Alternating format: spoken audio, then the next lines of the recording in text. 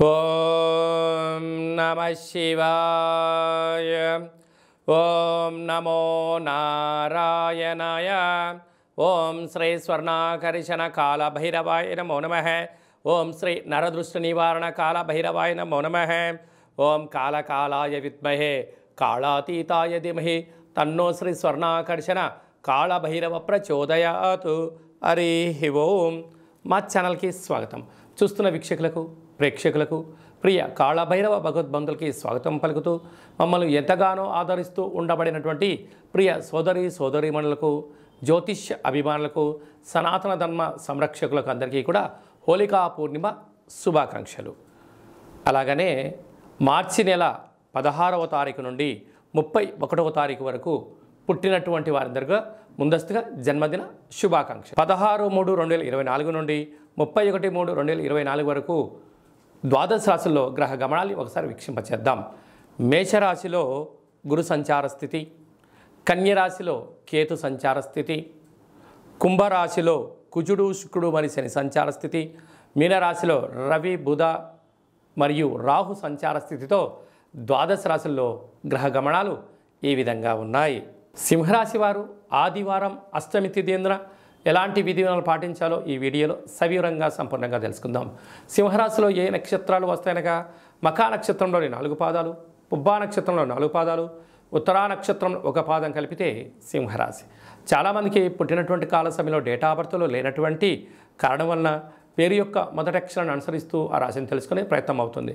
అవి ఏ అక్షరాలు అన్నట్లయితే మా, మీ, ము, మే, మో, టా, టీ, టు, టే అక్షరాల వారందరూ కూడా సింహరాశి జాతకులే. సింహరాశి యొక్క అధిపతి రవి.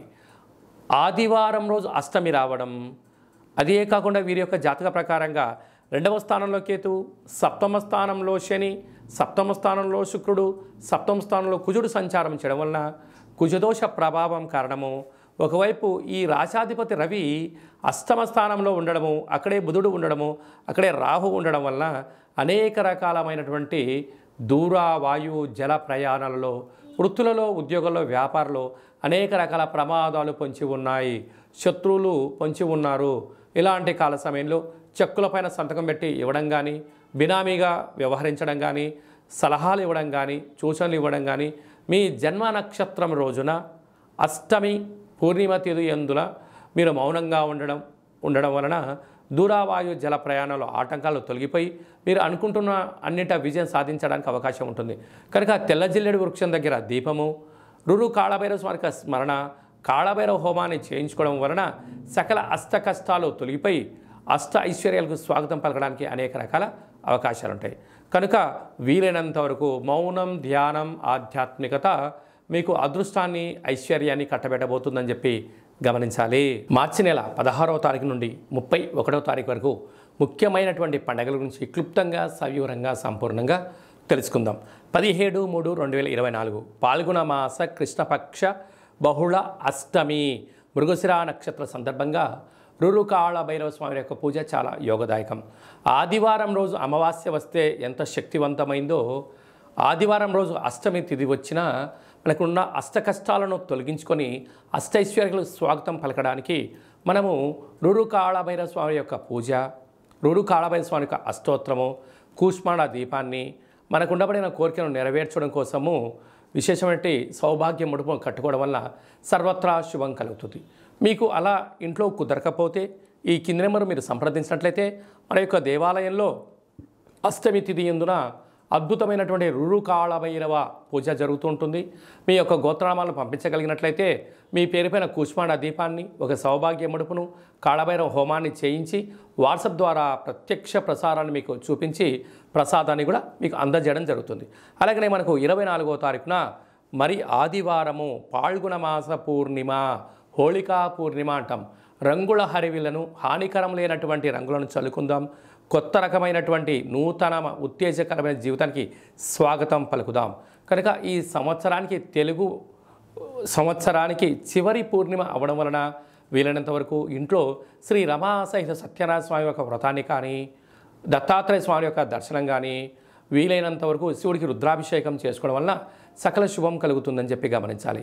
అలాగే మీకు ఇంట్లో కుదరకపోతే ఈ కింద నెంబర్ సంప్రదించినట్లయితే మన యొక్క దేవాలయంలో హోళికా పూర్ణిమకు సంబంధించినటువంటి ప్రత్యేకమైనటువంటి నరదృష్టి శత్రు ప్రభావాలు తొలగించడానికి రూరు కాళభైరవ హోమం జరుగుతుంది కనుక ఆసక్తి గలవారు ఈ కింద నెంబర్ సంప్రదించి మీ గోత్రనామాలు పంపించగలిగినట్లయితే వీడియో కాల్ ద్వారా మీకు చూపించి ప్రసాదాన్ని కూడా అందజేయడం జరుగుతుంది.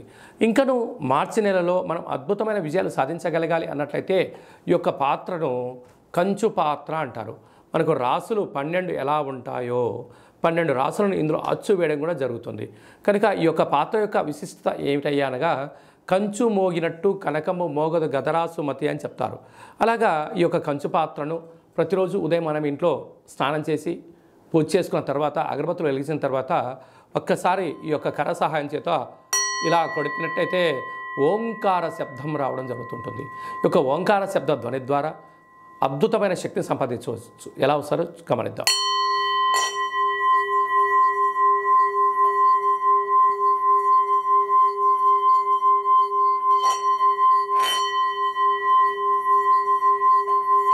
ఈ శబ్ద తరంగాల ద్వారా గృహంలో ఉండబడినటువంటి జ్యేష్ఠాదేవి అనగా దురదృష్ట దేవత బయటికెళ్ళి గ్రామంలో సంచరించేటువంటి మహాలక్ష్మీదేవి అమ్మవారు మన ఇంట్లోకి స్వాగతం పలుకుతుంది. అలాగే మనకు నరదృష్టి యొక్క ప్రభావాలు ఉన్న యంత్ర మంత్ర తాంత్రికపరమైనటువంటి దోషాలు ఏమైనా ఉన్నా కూడా తొలగిపోతాయని చెప్పి గమనించాలి. మీకు ఈ యొక్క పాత్రతో పాటు కాళభైరవ స్వామి యొక్క ఒక పిరమిడ్ని, మెడలో వేసుకోవడానికి కాళభైరవ స్వామి ఒక డాలర్ని, కంకణాన్ని ఏర్పాటు చేయించి మీ యొక్క గోత్రనామాలతో సపరేట్గా మీకు వీడియో కాల్లో చూపిస్తూ కాళభైరవ హోమాన్ని చేయించి స్వామి యొక్క ప్రసాదాన్ని మీకు అందజేసి మీరు విజయం సాధించేంత వరకు మీ యొక్క గోత్రనామాలతో కాళభైరవ స్వామి దగ్గర అర్చన చేయడం జరుగుతుంది. కనుక ఈ అక్షయ పాత్రను సొంతం చేసుకుందాం, అష్ట కష్టాలను దూరం చేసుకుందాం, అష్టైశ్వర్యాలకు స్వాగతం పలుకుదాం. కనుక ఆసక్తి గలవారు ఈ కింద నెంబర్ సంప్రదించవచ్చు.